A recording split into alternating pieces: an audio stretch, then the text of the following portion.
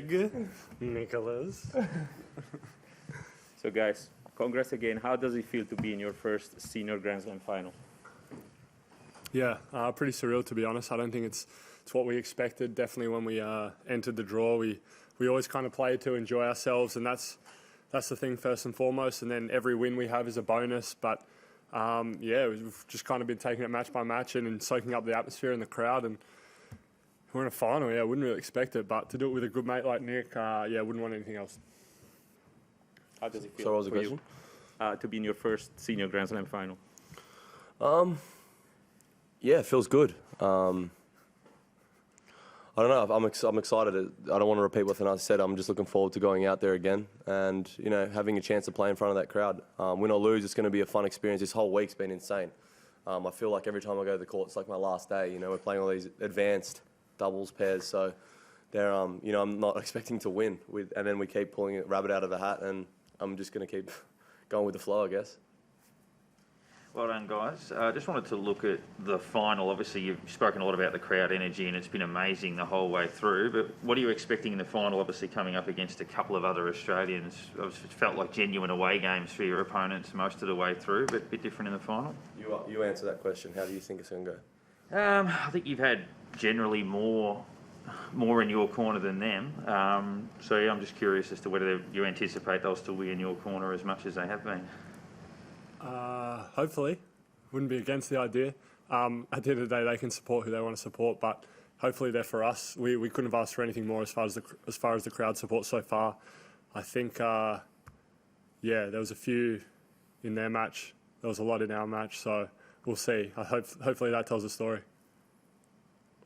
Another one on what the crowd might be like for the final. You've played all through up until today on the courts where you can get people in on ground passes. Today was kind of like the discounted centre court pass. The finals is going to be $500 a ticket. Do you think that might have an impact, or how are you going to rev up a crowd that's plucked a bit more cash out? I don't know, these questions are so depressing. Like, we've got 4 Aussies in the final. Like, can we stop like dividing, you know, which crowd's going to go for who? Like, it's just amazing we've got 4 Aussies in the final. Ash doing her thing, Dylan's last Australian Open. Can we like up the energy a little bit? Like, it's awesome. Can we have some like hype questions, or?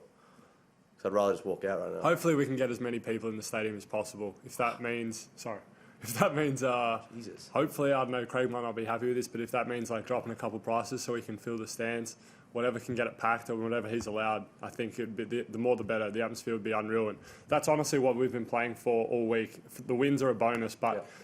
to see kind of the traction it's gotten and the energy it's gotten and how much everyone's supporting, that's what we thrive off. So hopefully we can have that. Well, the people just getting out and about and following Australian athletes. Honestly, winning is our second. It sounds stupid, but winning's been our second priority every time. We hope to have fun, enjoy ourselves, enjoy our time on court, and hopefully they feel like they've paid good money to watch us. Exactly. This week you spoke a lot of how you changed the perception of tennis, of doubles tennis this week at the Australian Open. Obviously there's a lot of attention. You were today on another court, the last court. The atmosphere was quite intense on time. There were some comments from Michael Venus, some negative comments. Today I found it very much more balanced. And most of the opponents, and you also, you grew up in this sport. It's a silent sport with much more tradition, and I want to know from you guys how we can find the balance between this new atmosphere, like a festival atmosphere, and the tradition of tennis. I think it's a bit difficult for some of the players. Well, I mean, look, like at the end of the day, I think tennis as a sport, as of now, has never been talked about as much. I think for the Australian Open, you know, for the sport, like we need more attention, we need more viewers. My goal is to only bring new fans that may not be following tennis to watch tennis. If they flick on a match and they have Thanasi and I playing an entertaining doubles match and they know nothing about tennis, if they watch that match just then, they probably would tune in next time. That's what I'm about. That's what I want to bring. I think that's how the sport's going to survive. As for Michael Venus, I'm not going to destroy him in this media conference room right now, but Zeballos and Granollers are great singles players. They've had great careers, and you know I respect them a lot more than I respect Michael Venus. So you know I think the balance was there today. The quality of tennis was amazing, and I think the festival atmosphere was still there. And I think they embraced it. They knew it was an incredible atmosphere. Zeballos took a selfie with us before we walked out. That's how you embrace an atmosphere. Do you know what I mean? Yeah. Remember that? you're not losing a match and then getting salty about it afterwards. It And just looks ridiculous. I think for the most part, it's not us trying to disrespect the opponents. It's us trying to get the crowd going to just increase the atmosphere. And then sometimes the opponents take it personally. That's what happened with the Croatians that we played in the #1 seeds, and that's why obviously Michael took offence to that. We're not doing anything directly to them to try and disrespect. We're just trying to get the crowd even more hyped, and then some of them take it personally. Like, so if you ask Ceballos and Granollers, I think they would both say that was one of the probably one of the most entertaining matches they'd probably played in front of a crowd. Thank you. Lads, well done on the week. It's been good to watch. What are your immediate thoughts on coming up against Max and Matt? They've obviously had a great week as well. Yeah, I mean, they obviously play a lot more doubles than we do. They almost, I think, play every week doubles. I think I played maybe 2 doubles events last year, or 3 doubles events max, and we definitely focus more on our singles, but I think we know what we're capable of, and we play together and playing with good energy. Again, it's going to be a really tough match. I don't know if we're favourites or not, but I wouldn't say so. They play doubles sort of, as I said, every week, and they're real polished at net and real great doubles players. But it's obviously going to be tough. But I think if we play how we've been playing, play with that energy, hopefully feed off the crowd again, and play relaxed and free, we can do well. The last 3 in the room, one there. Guys, why don't you tell us a little bit what's happening inside in the team when big decisions are happening, you know, that 4-2 and Nick has to serve. Who is the captain of the team? How the decisions are made? Tell us a little bit what's happening between you two that now looks like a very coherent double team. Tell us a little bit about it. I wouldn't say any of us are captain of the team. I think we both lean on each other at certain times. When he's returning and when he's serving, I have full confidence in his abilities, beating some of the best players in the world. I know what he's capable of. I've seen it time and time again. And I think when one of us is nervous or when the other one, kind of is losing their head a little bit, we kind of lean on each other. The other one, if I see him a bit down or a bit like low on energy, I'll try and, raise him up a little bit, and he's trying to calm me down, which is very tough at times. Easy. I've got an issue. You did well today. But I don't know if we got a leader. We just lean on each other and we just try and keep our energy up. Last 2 over there. Boys, it's a great story. I think all of Australia is getting around you. Can you both just, in a few words, quickly just reflect on your friendship, sort of where it grew, how it blossomed, why you're so close? Because it seems like the chemistry on and off it's encapsulated us all. It's captivated everyone. I think it kind of just fell into our laps a little bit. We were really young. We won our kind of regional events, and I went to Canberra. I think I've told this story a few times, and played a kids' cup event, and that was the first time I saw Nick. He was wearing a lot of Jordan gear. I loved my NBA back then.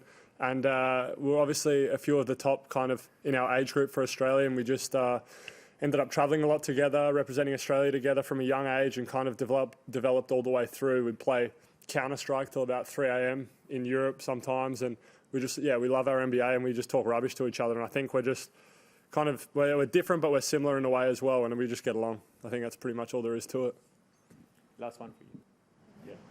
Yeah, you spoke a bit earlier about how, those people who aren't really tennis fans, they might be sort of peripheral fans, switch on the TV, see the entertainment, and sort of they're tennis fans all of a sudden. Then you have the sort of purists who like tradition and like things to stay the way that they've always been, I guess. I guess I'm wondering, can the two coexist? Does it have to be one or the other? I think I've played pretty good tennis in the past, I've beaten pretty much every player that's picked up a racket, and I've obviously had to play a certain level of tennis. It's not like I'm going out there putting on like a clown suit or something and like creating a circus. I've also I've won titles, I've won big titles, I've played the traditional way. And now I think I'm able to channel a different fan base. I think that's only positive, in my opinion. I think people just got to be open.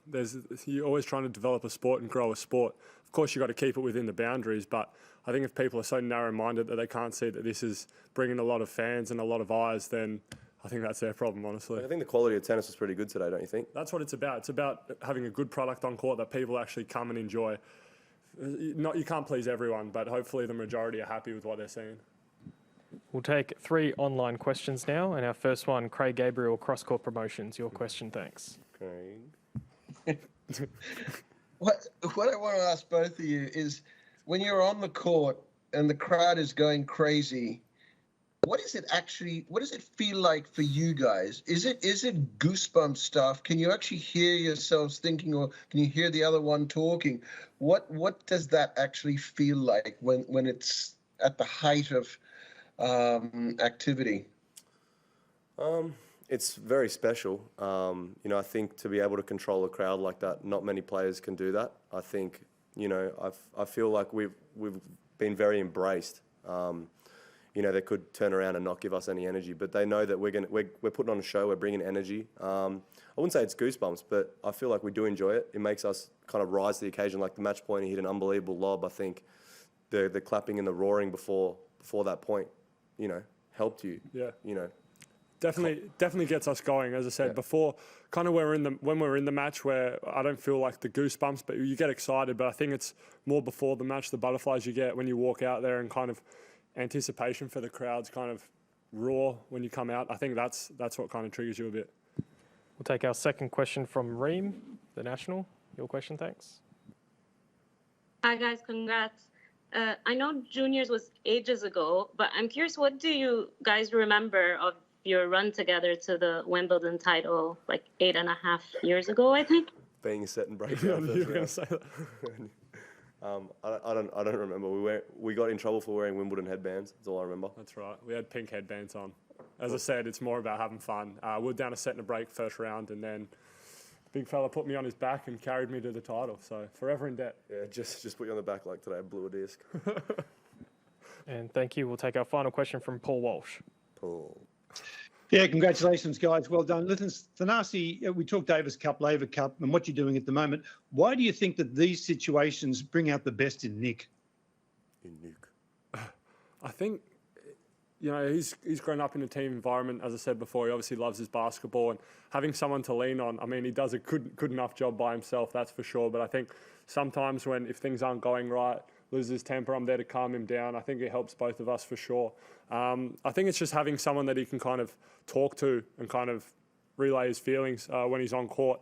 And kind of, no worries, baby. Cute, bro. I try and be opening up and shit. I try, man. I'm trying to be a steady head out there for him, but also don't want to take away that energy and that fire, because I think that's what makes Nick. That makes sense. It's the cutest answer I've ever heard. I got you. Thank you, everyone. That concludes our press conference with Nick Kyrgios and Thanasi Kokkinakis. Cute, bro. Thanks, bro. Post-worthy, bro.